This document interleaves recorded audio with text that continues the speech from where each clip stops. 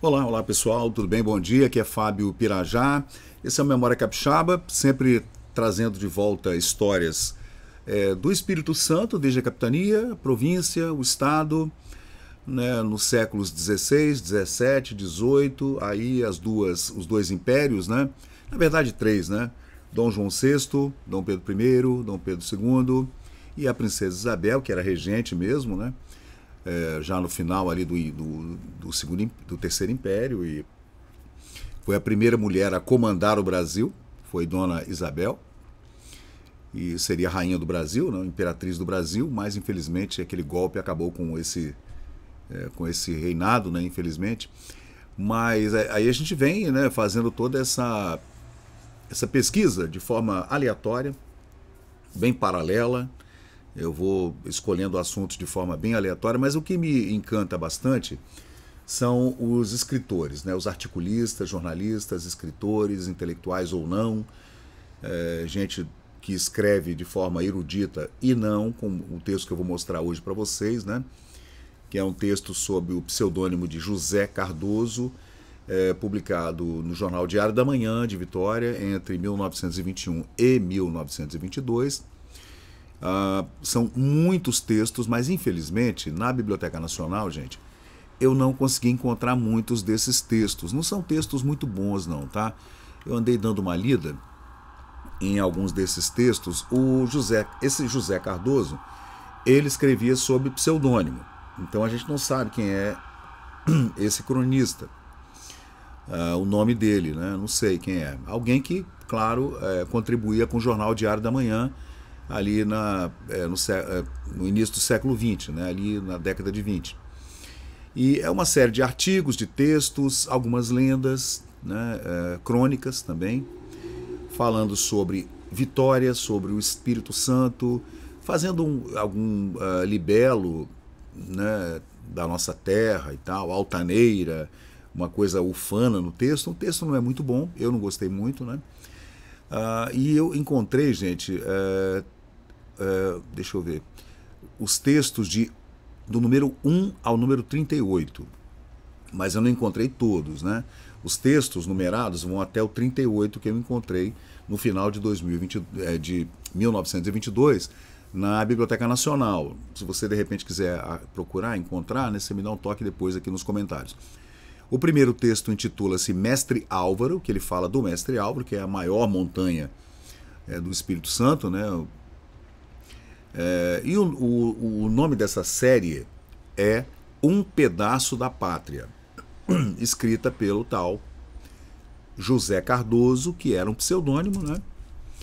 E o texto, gente, primeiramente aqui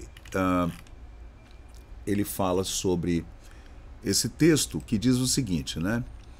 O Diário da Manhã era intitulado órgão do Partido Construtor do Espírito Santo. Naquela época os partidos tinham jornais, e era uma coisa que eu acho que é fundamental, que deveria ser hoje também.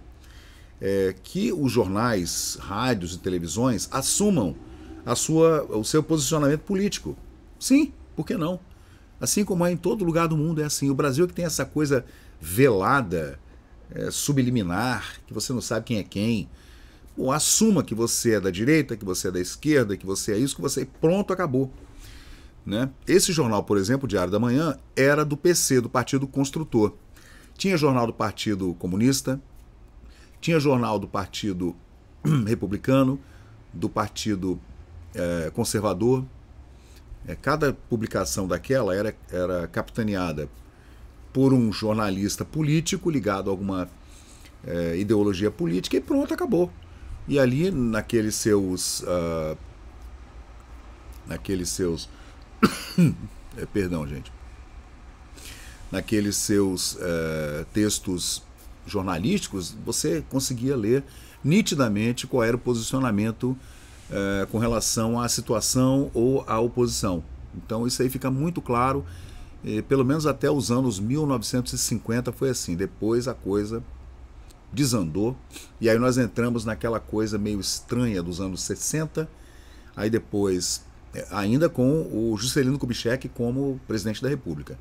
Até os anos 60, mais ou menos, e a transferência da capital da República para Brasília, do Rio para Brasília, a gente ainda vê os jornais debatendo, aquela coisa de um lado e do outro, estava tudo certo.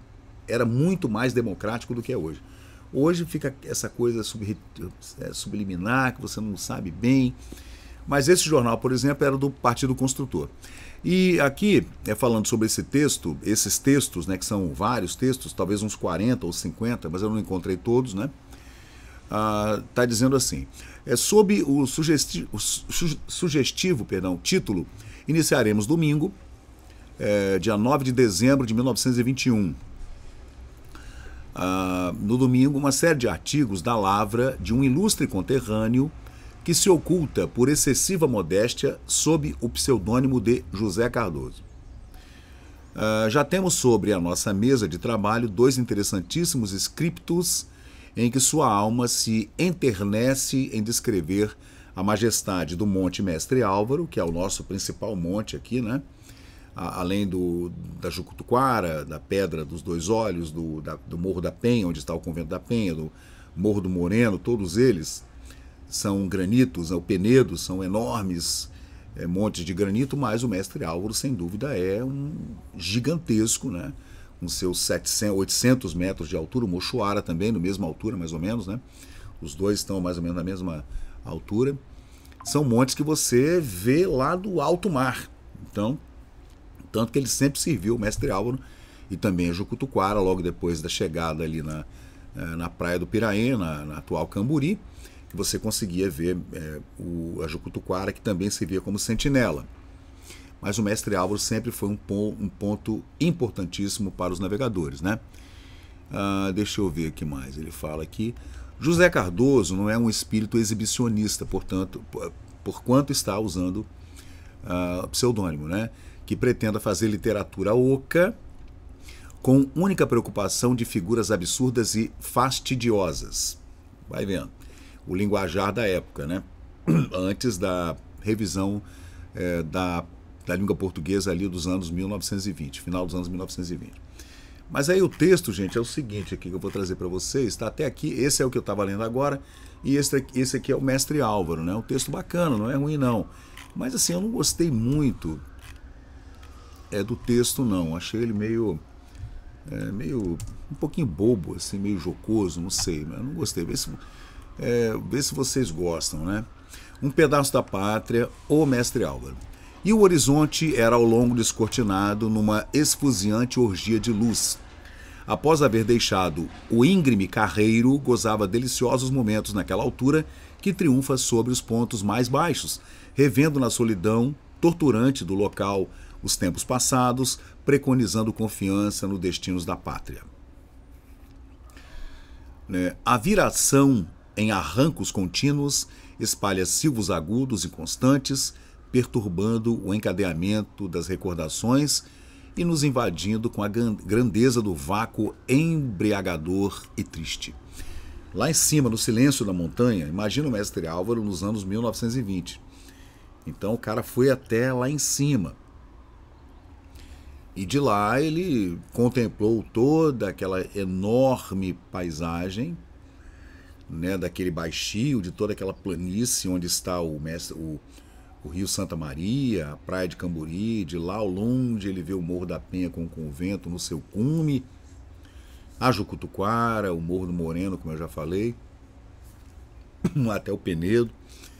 Não, lembrando que não havia edificações nessa época, gente. Era tudo uma enorme planície alagadiça no mangal do Rio Santa Maria, do antigo Rio do Espírito Santo, né?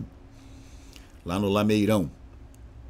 Então ele fica estupefato com essa paisagem enorme, né? Deixa eu trazer aqui para vocês aqui uma coisa que eu fiz aqui porque às vezes a gente faz a pesquisa e encontra só texto e não encontra nenhuma foto, né? Aí eu peguei uma foto aqui, deixa eu colocar para vocês. A gente vai sempre assim, né, conversando, né, batendo papo, e é assim que funciona aqui o nosso canal. Tá aqui o lindo Mestre Álvaro, né? Essa foto, gente, é dos anos 1950. Aí vocês estão vendo o que seria entre a Mata da Praia e Jardim Camburi, né? Onde está o aeroporto e tal. Nessa época aí, só havia uma pequena pista de pouso da Air France, que a Air France parava por aí para Le Coterie para entregar a correspondência, passando por Vitória para abastecer e tal, né? Esse café aqui, se não tomar, ele esfria, né? Aí o texto continua assim, ele está lá em cima no Mestreal, lá no topo, visualizando toda essa planície aí. O silêncio das montanhas elimina os sentidos. Boa, aí eu gostei. Confrange a alma, dando-nos a impressão de que tudo dorme em trevas. Meio Agostinho dos Santos isso aí, né? E com poderosa força deixa pairar ali a cólera dos tempos cobrindo os vales.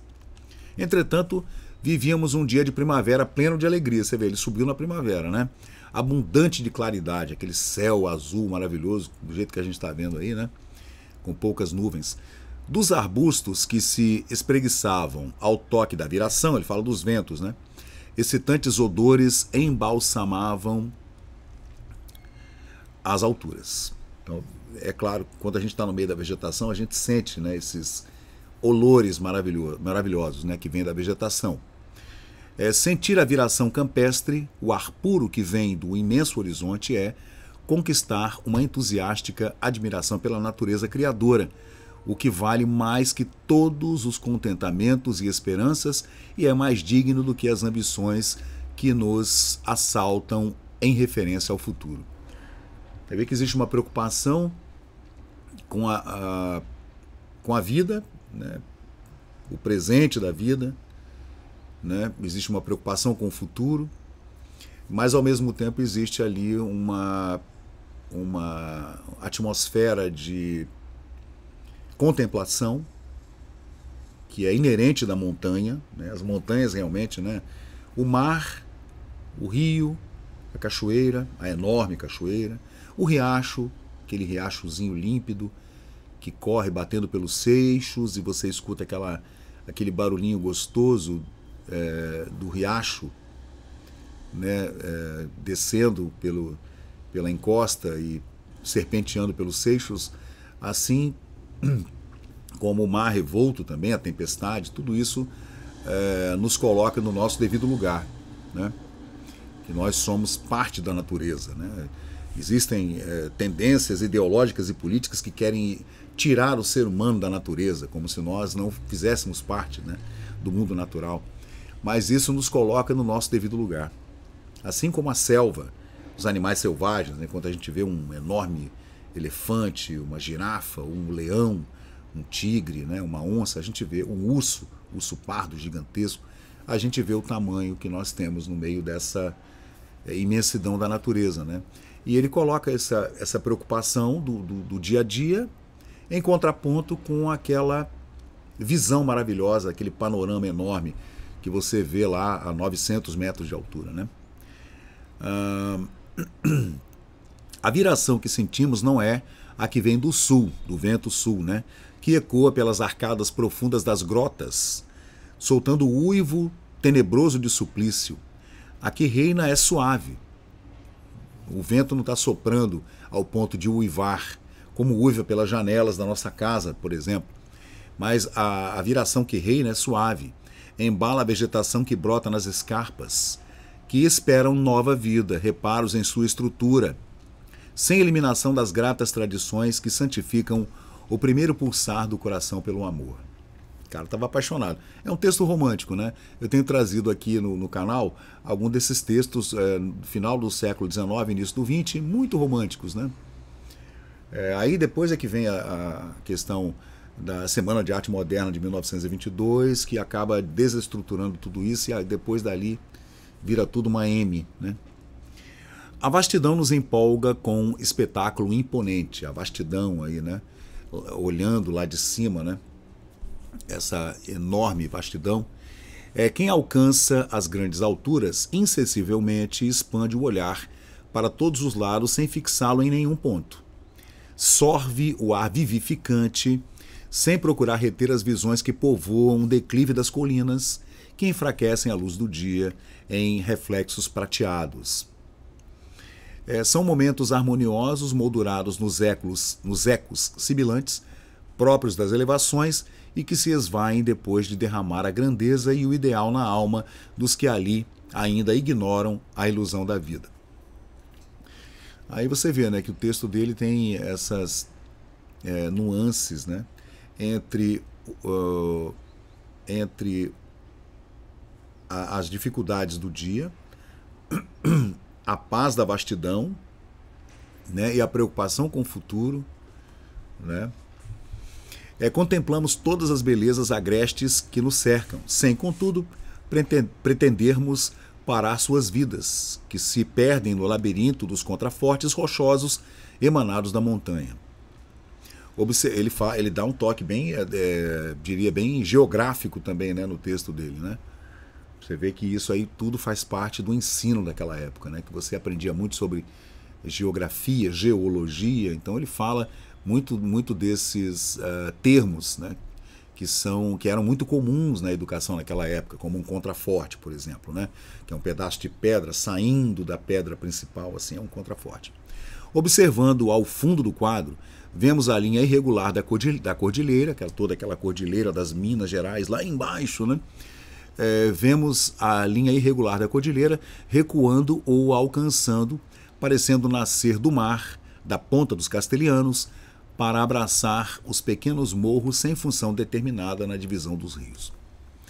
E ele lançou o olhar dele para o lado da serra, da Nova Almeida, e lançou depois o olhar para o lado de Vitória, da ilha, do rio Santa Maria. A oeste, o Santa Maria avança pelas chapadas cobertas de esguia floresta de camarás, muitos camarás, acompanhando a estrada em sinuosidades até o final da paisagem. Então, dali você via as estradas da época. Nessa época, em 1921, não havia ainda a estrada do contorno, mas havia uma antiga estrada, né, que vinha lá dos tropeiros, dos índios ainda antes, né? Havia uma estrada e de lá dava para ver.